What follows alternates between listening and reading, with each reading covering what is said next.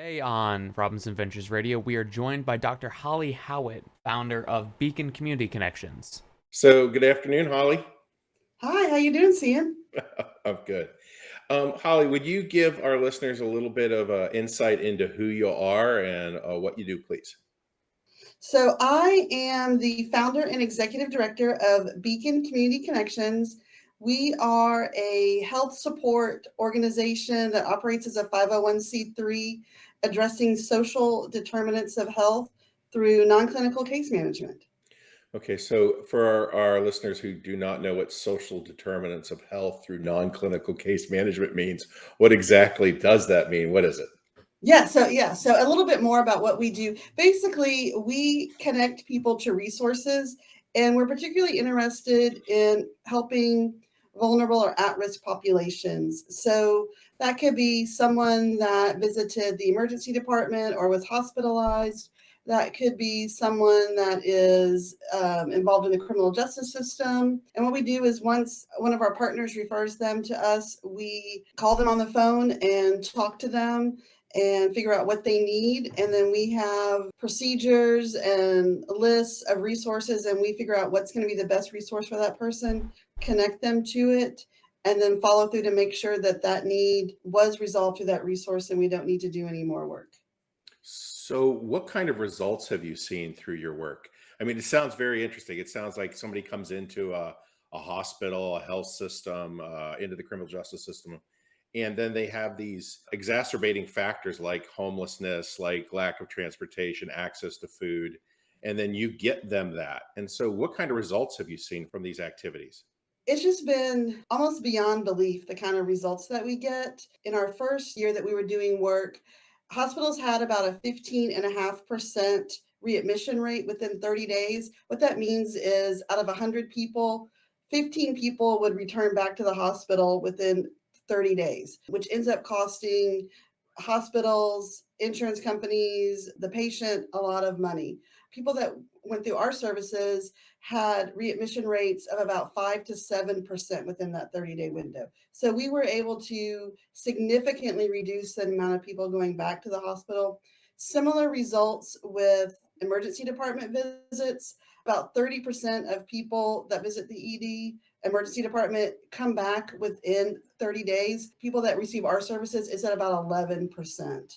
And we just finished a study on a pre-arrest diversion program that we've been working on with law enforcement agencies. And we've seen a statistically significant decline in repeat calls for service and also just a repeat offenses by these identified people. So we're definitely able to help them get better connected in the community.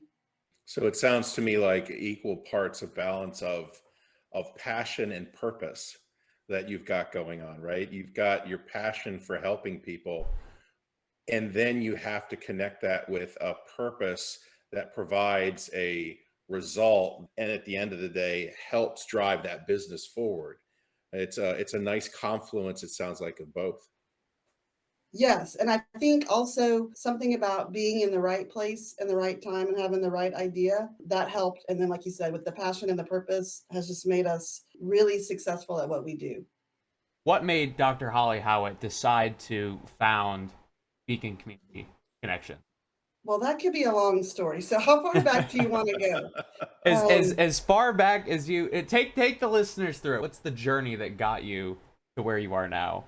I would say from a very young age, I really had a sensitivity for people on the margins, people that were left out. I was the victim of mean girls in elementary school and middle school and felt very lonely at times. I tried very briefly to be a mean girl and it just didn't fit with me. And so I just went the other direction. When I graduated from high school, I went to college. I was at the University of Texas at Austin with an undecided major for 2 years. And my parents said, we're only paying for 4 years.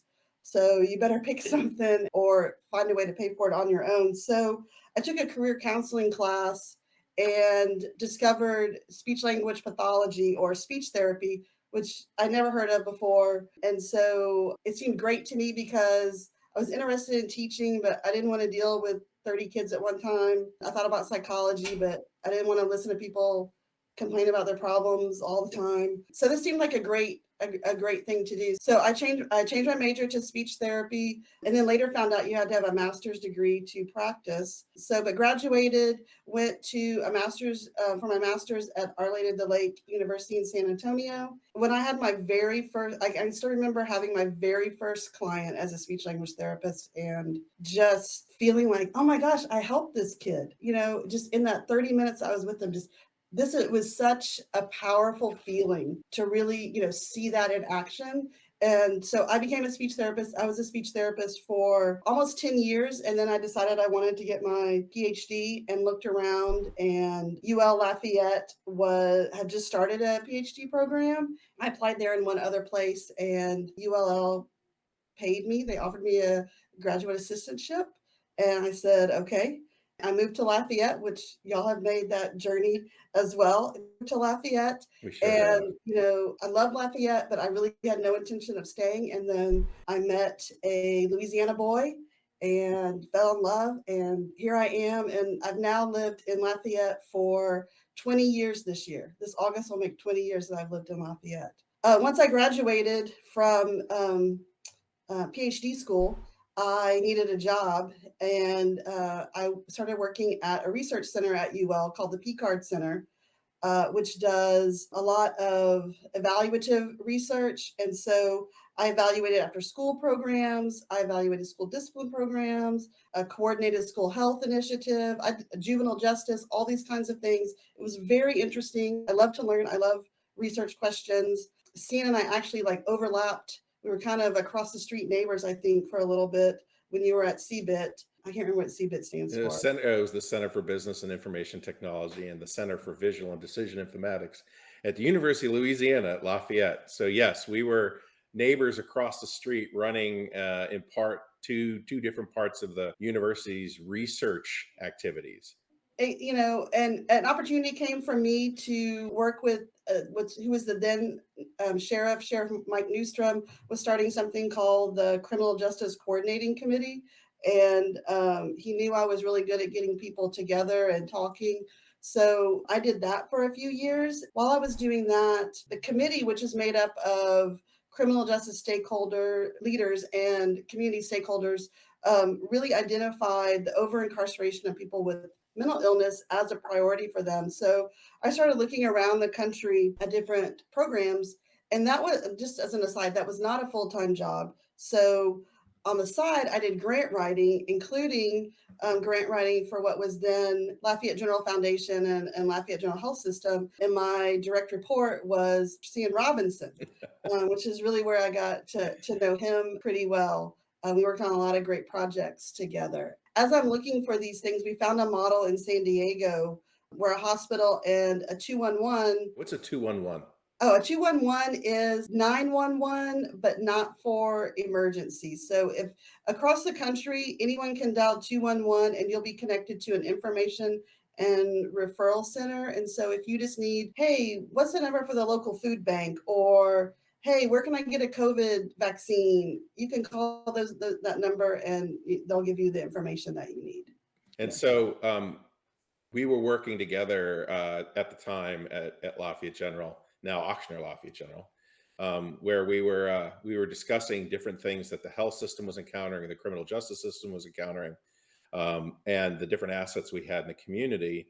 And then Tucker, what we did was we had an idea of, well, how do you start to use the community assets to go out and mitigate this recidivism, both into the criminal justice system, but also into the hospital's emergency care, their ERs. How do we make sure people get these non-clinical aspects of their life in control or managed and mitigated so that they can get better, so they can get healthier? And so through Holly's expertise, me sitting in the health system and her and I writing a grant, we were able to get funding that piloted what is now Beacon Community Connections. We went to the Blue Cross and Blue Shield Foundation of Louisiana, who as an insurer saw these problems happening across their membership and wanted to fund a pilot project in that area.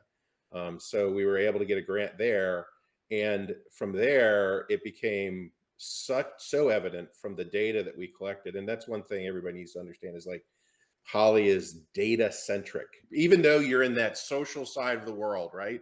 Even though you're providing those types of services that people consider sometimes to be soft, which it's not necessarily the truth, Holly is hugely data centric. So we were measuring everything from the get go. And what we did was, as we started off with the conversation, we proved out the efficacy of the program so much, and it was so efficacious that the two local health systems and the criminal justice system in Lafayette decided to do a direct contracting. That's where essentially I would think Beacon Community Connections really took off and was formed. I always find there's some why behind a person's passion and their connected purpose.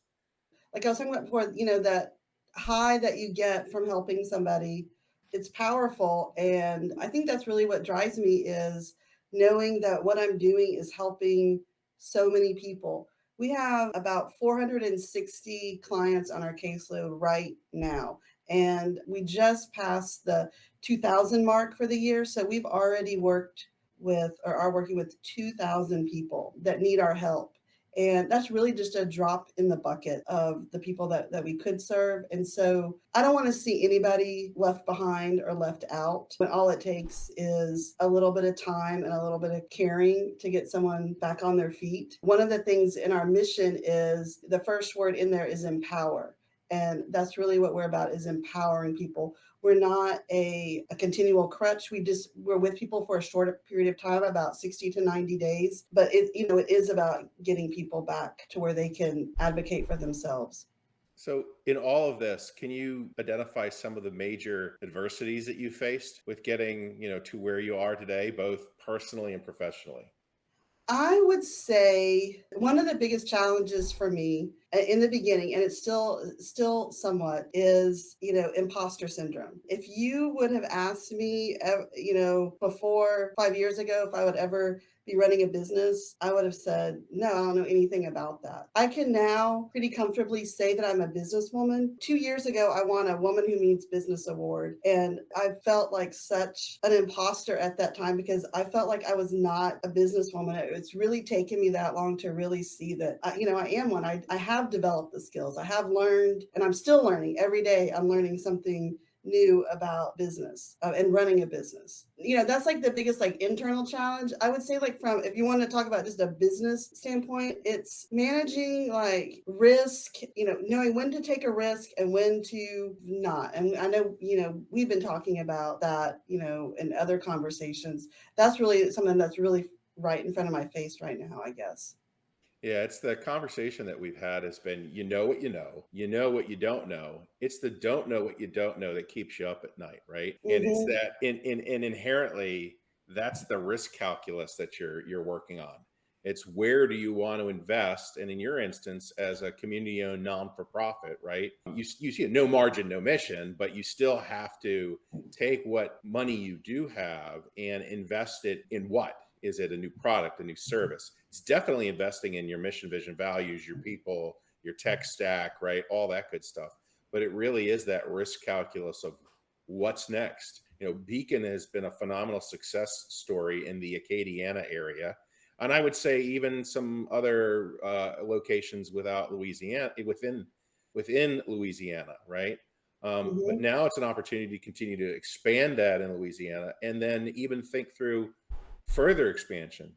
And Holly, I want you to go back to a comment you said all the way at the beginning, which was the right place at the right time with the right idea.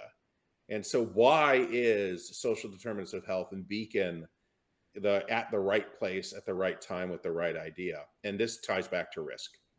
So I think the work that I had been doing as a researcher, the work that I was then doing in the criminal justice system, and the work I'd done previously as a speech therapist, it really had opened my eyes to the pervasive impact of poverty on all aspects of someone's life.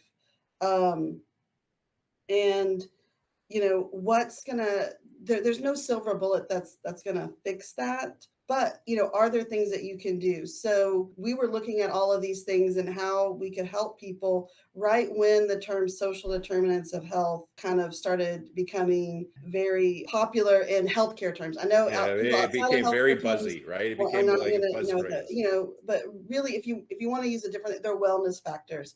They're how you live, work, and play that impacts how healthy and well that you are. And so as the research was coming on, was coming around that, but it was something, I guess, from my experience I'd already kind of seen in all these different aspects of my career. That was kind of the right place and then the right time. And then the right idea was, like I said, let's take this model and shape it to meet the needs of South Louisiana, which is a little bit different than Southern California, but not a lot. So it was really just a coalescence. And I think that sometimes things that are supposed to happen, you bring the right ingredients together, and the universe takes it the rest of the way. And I kind of think that's what happened here. Yeah, and you and I have been talking a lot. And I said that social determinants of health became a little bit of a buzzy type of phrase, right? It's really been around forever. I mean, since, we started thinking through what does a modern health system look like, or what does a modern care system look like. And so what's been realized recently is just how interconnected an episode of care is with the person's ability to recover from that episode of care outside of clinical walls. So what Holly's doing that is absolutely clever is she's taking existing community assets and bringing them to bear on a person's specific condition once they either leave the criminal justice system or leave the hospital, and providing those services. And now across the nation, the payers of healthcare are coming around and saying, hey, maybe we should pay for that work. Because if you pay for that work now, the return on the investment is so significant because it allows the person to recover and not come back in and need to use those services, and thereby needing to use those monies that flow from using those services, right? And so there is a positive ROI on things that Holly's doing, even though it's in a non-clinical case management kind of fashion. And so we've seen at the federal level policies starting to come out. And again, Holly, I think you and I were talking about there's the innovation curve, right? And then there's the bleeding edge adopters, the early adopters, and then there's this chasm that you have to jump to get to the side of the curve that you start to enter into early mass adoption, and then you get down the other side of, okay, you head towards irrelevance. Sort of like Tucker's never used a rotary phone in his life, right? He wouldn't know how to use a rotary phone if it showed up, but there are people out there who, for some reason, they're probably in their 80s, 90s, still have that rotary phone at their house that they bought many, many moons ago, right? We're at that point of we've jumped the chasm, and we're in that early mass adoption of what Beacon's doing. And it's starting to come through because the policies of the way care is going to be provisioned is beginning to change. You and I were talking, that's kind of scary, because now, like, these marketplaces that were never open before are suddenly opening. You've got a bleeding edge innovation that moved through early adoption and that's now into early mass market, and you're getting more, requests for services than you know what to do with. So where are you playing in that? Where are you, like, how are you thinking through that? My gosh, I do have something here, and it's now about to scale and grow. I mean, where are you thinking through, and how are you thinking through that? So I would say it's not just me. Partners like you, Cian, that really kind of help me think through, whether it's like having a conversation or sending me an article to read, or even, telling me I need to chill about something. When I first started Beacon, it was just me and two frontline staff workers. That was it. I mean, it was the three of us, and now I'm up to a team. I have 16 people on staff, and I have two people that, one is more office operations and one is my navigation director.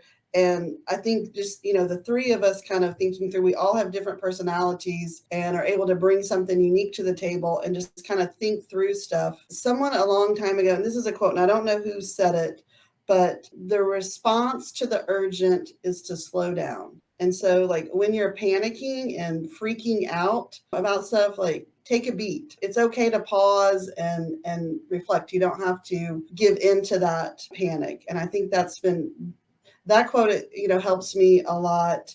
Working through, like you were saying, I'm very data driven. I like data. I like to know that I've made a decision based on data and information. And so, working through like rubrics and graphic organizers and things that help me kind of organize my thoughts. Yeah, and Holly, I'm going to manage you up here and call you out a little bit. What I've seen over the nearly 10 years that we've been colleagues and friends is you've gone from being that like hyper focused researcher that's got to know just about everything before making the decision to you've come back and said, I now know enough and I'm comfortable enough to make the decision. So you no longer let perfect be the enemy of excellent, right? And that's really evident in your growth as a CEO, Beacon's growth as a CEO. It's been really spectacular and an honor to watch. Oh, well, thank you. You're welcome. So with that, I'm going to shift gears on you, right? Okay. So here you are, you're a leader, right? You're a leader in the community. People Yes. think social determinants of health. They think, well, we have to call Holly Howat, right? What advice would you give to other, and I'm going to be very specific, female leaders in, your community, other female leaders that are thinking about starting their own non-for-profit or their own company? I would say, do your homework, talk to other people, and then when it's time to pull the trigger, pull the trigger. Or if I can switch analogies, buy the ticket and take the ride. I think we're on a call the other day, and I talked about this feeling like I'm on a roller coaster sometimes, and I do, feel like that, that chug, chug, chug. If you're about to go, it's about to get wild, but you don't know what. Maybe it's a roller coaster you haven't been on, and you don't know where the drops are and the turns are, but it's coming. It's exciting and scary at the same time, and just it's a great experience. I mean, I can't imagine doing anything different. As much as I enjoyed being a speech therapist, I can't imagine going back and doing that. And in fact, last year I retired my license, so just because I was not using it, and I've passed that point of no return of wanting to go back to that. What supports have you had to help you with this? I always find it's interesting is everybody thinks like, as an entrepreneur that you've got to do it all on your own, but like there's so many resources out there. There's so many supports out there. So I would say like the first thing that comes to mind is I've always sought out mentors, even from my first like professional job. My very first job was at Sound Warehouse. For those young people that don't know what Sound Warehouse is, it was a record store, which is a place where you went to go buy music. I worked in offices, and I've always had like a mentor, someone to look up to and to guide me throughout my career. And I think, having a mentor or a guide to kind of help me talk through things has been like a go-to my whole life. But as far as just supports for this, I don't know. I mean, I could tell you like what I'm using right now, but I don't know what I use to start with. So I read a lot. What do you read? So I'm in a nonfiction book club, and right now we're reading a book called Your Strategy Needs a Strategy. It sounds like a Dilbert. It sounds like the meeting before the meeting. It's pretty interesting. It's saying like if you have a strategic plan, there's like 4 ways to implement that. And so in order to actually implement your strategic plan and not just put it on a shelf and look at it next year. I'm also a big Brene Brown fan. And so I read all of her books, and, I really admire her push to be authentic and wholehearted. And I try to bring that to my work as well. Where do you see Beacon in like 5 to 10 years? What's the strategy for Beacon? I don't know if I have a strategy. I have a vision. My vision is that Beacon would be in every state in America helping people. How I'm going to get there, right now I'm just going to keep doing what I'm doing and figuring it out along the way. I mean, I think that's something that maybe entrepreneurs do, is just figure it out as you go along. You don't have to have everything figured out. Like seeing you were saying, you too much research can lead to like analysis paralysis, I think is what they call it, where you don't want, it'll either work out, or if it doesn't, you can learn from failure. And, sometimes that's even more impactful. I think it's a little kitschy, but it's accurate. It's FAIL stands for first attempt in learning, right? Mhm. And you're exactly right. You cannot be afraid to fail if you're part of the process, because then what you start doing is perfecting the product or service or solution that you're developing. We have, for the first 5 years, our bread and butter has been non-clinical case management. We've been focused just on developing and refining that service line. And so we've had a couple of opportunities come about most recently where we're launching some new programs. One of them is we were awarded a grant from the Administration for Community Living, which is a division of the U.S. Department of Health and Human Services, to develop something that they're now calling a community care hub, which is basically a way for healthcare companies to easily contract with a single community-based organization who would then contracts with other community-based organizations to create kind of a network to resolve social determinants of health. So we're one of 12 in this first cohort to try to figure this out. And I'm very excited about that. I know Cian's going to have some comments about that because he's been working very closely with us on this project. And then even more recently, we were approached about starting a response to opioid overdoses. So we are launching something that we're calling the Bridge Initiative. It's based off of a model in California again, where we will be going into emergency departments where someone has had an overdose and providing them with education and giving them options to seek treatment in the community, and then doing some follow-up with them. So this is really exciting for us. I think the other thing, Holly, that was spectacular was you were a solution that had identified a problem.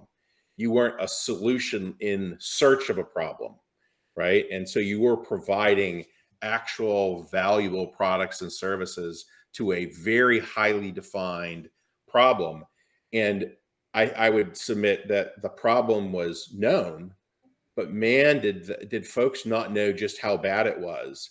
And now with the severity of the problem that's been identified, that's where the opportunities are coming in, that there's this confluence of you were an early innovator, we found early adopters, and now that this has really come to light, it's, man, we've got to figure out how we get the money. And there's not an unlimited amount of money in the world for this. There's, how do you get this money now allocated in the right way so that these services can be provided to those that need it most, so that they are no longer incarcerated in the criminal justice system and are no longer in that constant chronic need for emergent health care that can just destroy their lives. So Beacon is moving into a new model with new products and services and a growth phase, is what you're saying to me.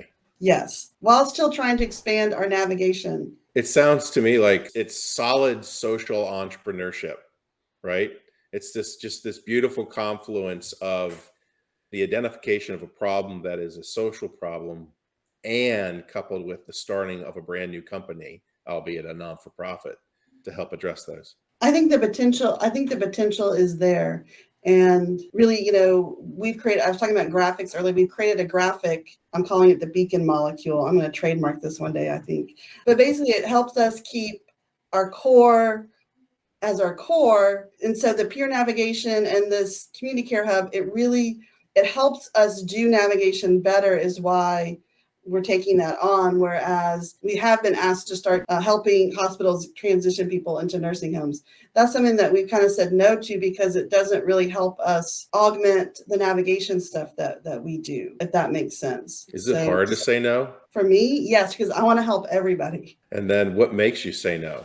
Another great book, and I recommend the audio version of this, is the Year of Yes by Shonda Rhimes.